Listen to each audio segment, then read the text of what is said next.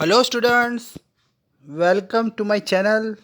Myself Nimit sir, and today we are going to do the new topic of our chapter number 16, Economic Liberalization and Globalization. तो students, मैंने अपने previous video में आपको बताया था कि वर्ल्ड ट्रेड ऑर्गेनाइजेशन क्या है, उसके क्या फंक्शन है और इसके उसके क्या ऑब्जेक्टिव्स है। अब आज हम पढ़ेंगे कि इंडिया डब्ल्यूटीओ का मेंबर बना तो इंडिया को क्या इम्पैक्ट ऑन इंडियन इकोनॉमी, मतलब इंडिया के मार्केट पे क्या असर पड़ा। डब्ल्यूटीओ के मेंबर बनने के बाद इंडिया में बहुत डेवलपमेंट आया स्टूडेंट्स।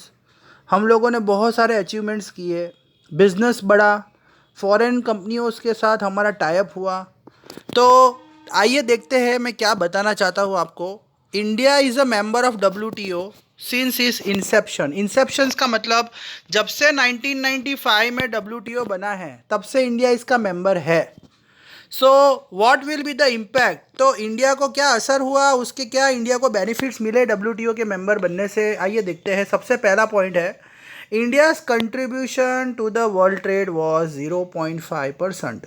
1995 के पहले जब इंडिया डब्ल्यूटीओ का मेंबर नहीं था तो इंडिया का जो ट्रेड था, जो इंडिया का बिजनेस था, इंपोर्ट एक्सपोर्ट का जो बिजनेस था, वो सिर्फ 0.5% था। धीरे धीरे एक्सपोर्ट इतना बढ़ा कि इंडिया ने इंटरनेशनल ट्रेड लेवल पे बिजनेस करना चालू किया डब्ल्यूटीओ के मेंबर बनने के बाद। मतलब इंडिया का जो ट्रेड है वो 1% से भी ज़्यादा हो चुका है। मतलब जब से इंडिया डब्ल्यूटीओ का मेंबर बना है तब से इंडिया ने अपना जो वर्ल्ड ट्रेड है वो बढ़ाया है, तो फ़ायदा हुआ है हम लोगों को। Being the member of WTO, export of readymade clothes, मतलब इंडिया जो है वो अपने रेडीमेड कपड़े भी फॉरेन कंट्रीज़ में सेल करता है। अमेरिका हो, इंग्लैंड हो या कोई भी कंट्रीज़ हो, वहाँ पे हमारे कपड़े जाते हैं। मतलब टेक्सटाइल इंडस्ट्रीज़ ने बहुत नाम कमाया है after the becoming a member of WTO. As a member of WTO India has been able to increase export. मतलब जब से इंडिया मेंबर बना है डब्ल्यूटीओ का तो इंडिया के जो एग्रीकल्चर प्रोडक्ट्स है, जैसे आप देखो तो वीट है, राइस है, मैंगोस है, वो फॉरेन में जाते हैं, तो फ़ायदा हो रहा है। मतलब हमारे पास जब हम एक्सपोर्ट करेंगे तो हमारे पास फॉरेन के पैसे आएंगे, करेंसी आएगी, जिससे हमारा कंट्री डेवलप होगा। Due to the increase in export, pressure on import has reduced and foreign investment has increased in foreign exchange. Due to the increase in export, मतलब हम लोगों ने क्या किया है, अब हम लोग सामान को बाहर भेज रहे हैं, ना कि कम मंगवा रहे हैं। मतलब जैसे मैं आपको बताऊं तो इंडिया जो है वो ज़्यादा एक्सपोर्ट अब करने लगा है, इंपोर्ट कम करता है, तो इंडिया के पास बहुत पैसा है। मतलब अगर इंडिया अपने प्रोडक्ट्स को मार्केट में ज़्यादा सेल करेगा तो इंडिया को बहुत पैसा आएगा, जिससे हमारा जो लॉस है, जो इंडिया का कर्ज है दूसरी कंट्रियों से, वो कम हो जाएगा। मतलब इंडिया का जो लॉस है वो धीरे धीरे कम हो रहा है और प्रॉफिट बढ़ रहा है after becoming a member of WTO. Okay students, so thus as a member of WTO India will not only get the above mentioned but benefits। तो अगर आप देखो तो WTO के मेंबर बनने के बाद इंडिया को बहुत सारे बेनिफिट्स तो हुए हैं। It is specially dependent on how fast India increase. अब दूसरा, इंडिया अगर अपना इंफ्रास्ट्रक्चर बढ़ाता है, जैसे इंडिया में रोड, रेलवे, टेलीकम्युनिकेशन है, अगर ये सब, इलेक्ट्रिसिटी है, अगर ज़्यादा बढ़ेगा तो फॉरेन कंपनीज इंडिया में ज़्यादा अट्रैक्ट होगी। तो इंडिया अगर चाहता है कि अपने कंट्री में डेवलपमेंट हो तो उसके लिए इंफ्रास्ट्रक्चर तो भाई बनाना पड़ेगा। ओके स्टूडेंट्स, आइए दूसरा टॉपिक देखते हैं, सस्टेनेबल डेवलपमेंट।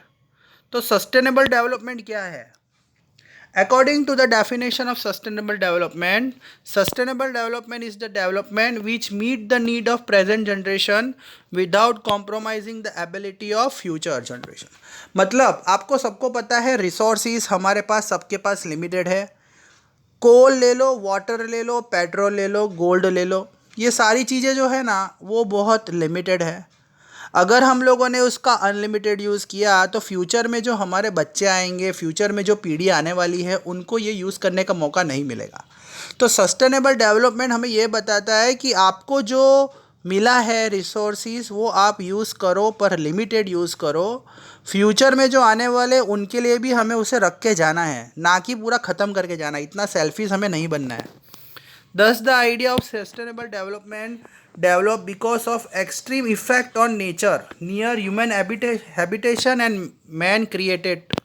अब आपको पता है ह्यूमन ने बहुत सारे मतलब डिस्टर्ब किया एनवायरनमेंट को। हम लोग फॉरेस्ट काट रहे हैं, हम लोग पानी का अनलिमिटेड यूज़ कर रहे हैं, हम इलेक्ट्रिसिटी है, पेट्रोल है, कोल है, इतना यूज़ कर चुके हैं कि धीरे धीरे इसका जो लेवल है वो कम हो गया है। इसके वजह से एनवायरनमेंट पे बहुत बड़ा प्रभाव पड़ा है। The way and the speed with which present generation is developing it can not maintain the future. जिस तरह से हम इतनी तरक्की कर रहे हैं, हम इतने सारे रिसोर्सिस को यूज़ करके आगे तो बढ़ रहे हैं, पर आने वाले जो फ्यूचर में जो लोग हैं ना, उनको हम जीने नहीं देंगे, क्योंकि उनके पास ये कुछ होगा ही नहीं। तो अगर हम उनको जीने देना चाहते हैं, हम चाहते हैं कि हमारे बच्चे भी आगे बढ़े फ्यूचर में, तो हमें उतने रिसोर्सिस तो सेव करने हैं जितने उनको मिले।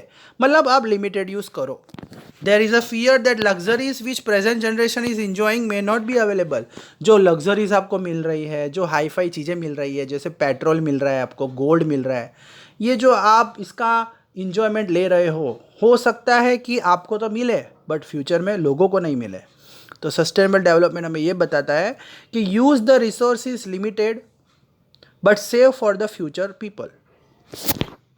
There is a tremendous decrease in natural resources due to economic development and their quality। देखिए आप सबको ये पढ़ के तो पता पड़ ही गया होगा कि नेचुरल रिसोर्सेज का बहुत ज़्यादा उपयोग हो रहा है, साथ साथ में क्वालिटी ख़राब हो रही है। एनवायरनमेंट हमने ख़राब कर दिया है, air pollution, water pollution, land pollution, सब जगह पॉल्यूशन ही पॉल्यूशन है। हमने सब की क्वालिटी बर्बाद कर दी है। इंडस्ट्रीज़ इतनी सारी सेटअप कर चुके हैं, इतना सारा डेवलपमेंट कर चुके हैं कि एनवायरनमेंट ख़राब हो गया है। In this condition there is a need to change the idea. तो हमें थोड़ा अपने आइडियाज़ को चेंज करना है। हमें इतनी भी तेज़ी से आगे नहीं बढ़ना है कि हम फ्यूचर में लोगों को मार दें। तो सस्टेनेबल डेवलपमेंट जो है वो हमें ये बताता है कि आप अभी डेवलपमेंट करो, बट डेवलपमेंट के साथ साथ रिसोर्सिस को भी सेव करो। सो स्टूडेंट्स, जो समझाया है वो लिखना है और मुझे आप प्लीज़ सेंड करना। वीडियो अच्छा लगा हो तो like and subscribe my channel. Thank you.